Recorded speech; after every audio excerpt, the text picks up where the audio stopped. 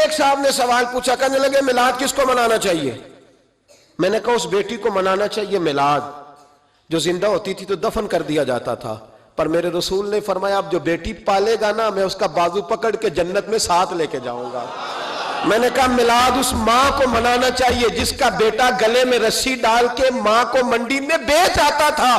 میرے مصطفیٰ کریم نے فرمایا جنت 7 آسمان کے اوپر سدرۃ المنتہا کے پاس تھی، پر میں نے وہاں سے کھینچ کے لا کے ماں کے قدموں کے نیچے رکھ دی ہے۔ میلاد اس باپ کو منانا چاہیے جس کی اولاد ڈنڈوں سے مارتی تھی، پر رسول کریم علیہ السلام نے فرمایا سن لو سن لو سن لو، اب جس کا ابا راضی ہوگا اسی کا اللہ راضی ہوگا۔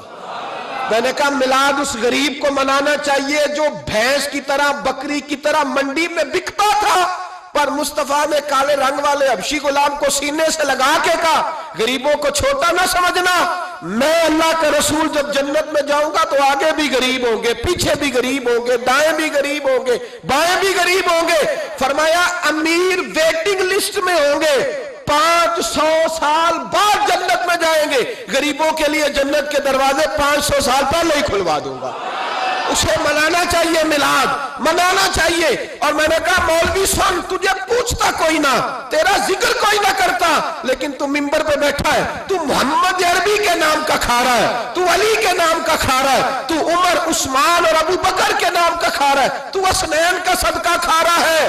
تجھے نہ تیری کبھی کسی نے برادری پوچھی، نہ کبھی تیرا کسی نے ایڈریس پوچھا، نہ کبھی کسی نے تیری سند پوچھی، لوگ تیرے نعرے لگاتے ہیں، لوگ تیرے ہاتھ چومتے ہیں۔ پھر مان جا کہ تجھے صبح بھی میلاد منانا ہے، شام بھی میلاد منانا ہے، اور تجھے یہ کہنا چاہیے خس خس جنہ قدر نہیں میرا، ایتے صاحب نو وڈیائیاں میں گلیاں دا روڑا کوڑا، ایتے محل چڑھایا سائیاں، تیرا کام تھا تیری آنکھیں بھیگی رہتی۔ اور اس بوڑھے کو بھی میلاد منانا چاہیے جس کے بارے میں میرے نبی پاک نے فرمایا سفید داڑھی والے کی جس نے عزت کی اس نے تو رب کی عزت کی، اس نے تو رب کی عزت کی میرے بھائی۔ اس مزدور کو بھی میلاد منانا چاہیے جس کے بارے میں نبی پاک نے فرمایا جو اپنے ہاتھوں پہ چھالے ڈال کے مزدوری کرتا ہے میں نے تو اسے رب کریم کا دوست بنا دیا ہے۔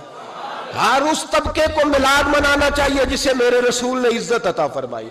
اس بہن کو بھی میلاد منانا چاہیے جس کے بارے میں نبی پاک نے فرمایا اگر کسی کا باپ چلا جائے اور اس کے حصے میں بہنیں آ جائیں، 4 بہنیں، 3 بہنیں یا 2 بہنیں بیاہ کے جو آیا تبے سے، میرے محبوب نے فرمایا میری انگلیاں جڑی ہوئی ہیں نا، اس طرح میں اسے اپنے ساتھ جوڑ کے جنت میں لے کے جاؤں گا۔ اس بہن کو میلاد نہیں منانا چاہیے۔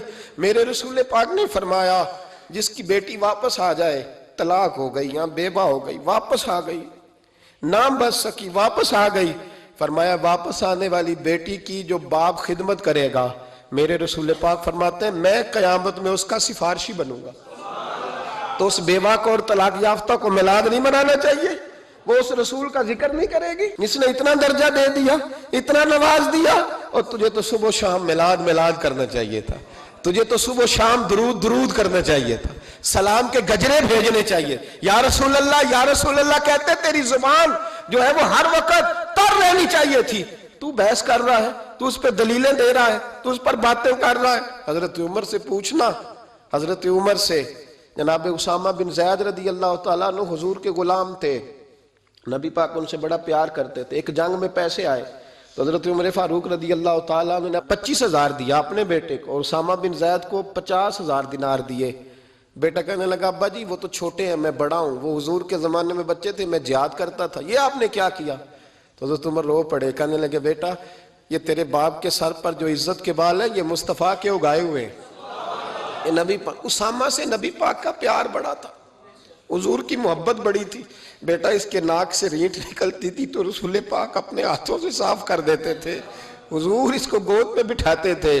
میں کیسے بھول جاؤں رسول پاک کے احسانات کیسے۔ حضرت عمر جا رہے تھے تو مکے کے رستے میں ایک تنا آیا، کھجور کا خشک تنا، حضرت عمر نے اس کو بازوؤں میں لے کے رونا شروع کر دیا۔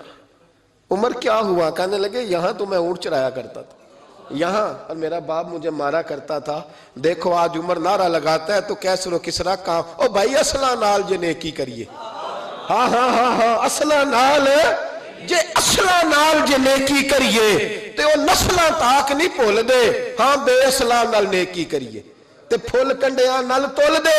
اور سن، تیری دنیا بھی حضور کے صدقے بنی اور تیری قبر میں بھی کوئی ساتھ نہیں جائے گا، کوئی ساتھ نہیں جائے گا، قبر میں بھی مصطفیٰ کریم صلی اللہ ہو۔ اور دیکھنا قبر کے اندر بھی کبھی کوئی گیا ہے؟ قبر میں بھی رسول پاک، قبر میں بھی رسول پاک، قبر میں بھی رسول پاک۔ میرے استاد فرمایا کرتے تھے بتاؤ جس قبر میں نبی پاک آئیں گے وہاں عذاب کیا ہونا ہے؟ جب حضور ہی آ گئے تو عذاب کیا ہونا ہے؟ نبی پاک تو جدھر سے گزر جائیں رب وہ جگہ جنت بنا دیتا ہے، وہاں کیا عذاب ہونا ہے؟ وہاں تو دیدار ہونا ہے۔ تیری قبر میں بھی نبی پاک۔ اور حضور نے فرمایا میزان عمل پہ عمل تلیں گے تو پھر بھی میں تمہارے پاس ہوں گا۔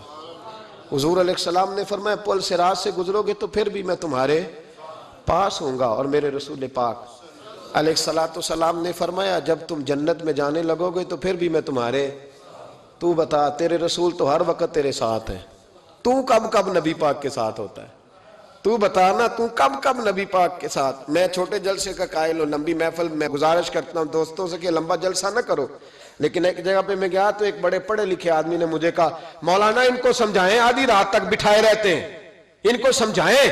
میں نے کہا میں سمجھاؤں گا پر آپ بھی ذرا اپنا لب و لہجہ تھوڑا دھیما کریں، تو پوری رات نہیں نبی پاک کے لیے جاگا، اور میرے رسول تو ساری حیات تیرے لیے جاگتے رہے، ساری رات محبوب نے۔ کیا کہتے ہیں بریلی کے امام اعلیٰ حضرت فرماتے ہیں ان کی مہک نے دل کے غنچے کھلا دیے، وہ جس راہ چل دیے ہیں کوچے بسا دیے ہیں، میرے کریم سے گر قطرہ کسی نے مانگا دریا بہا دیے، دربے بہا دیے ہیں۔ اور اللہ کیا جہنم اب بھی نہ سرد ہوگا؟ اللہ کیا جہنم اب بھی نہ سرد ہوگا؟ رو رو کے مصطفیٰ نے دریا بہا دیے، رو رو کے مصطفیٰ نے، اور پھر کہنے لگے رو رو کے مصطفیٰ نے ان کے نثار کوئی کیسے ہی رنج میں ہو، جب یاد آ گئے ہیں سب غم بھلا دیے، جب یاد آ گئے ہیں سب غم اسی لیے تو ہم کہتے ہیں میلاد کھل کے مناؤ۔ رسول پاک کا میلاد بہانے کرتے ہیں، بہانے وہ کرتا ہے جس نے کام نہیں کرنا ہوتا، جس نے کرنا ہوتا ہے وہ بہانے۔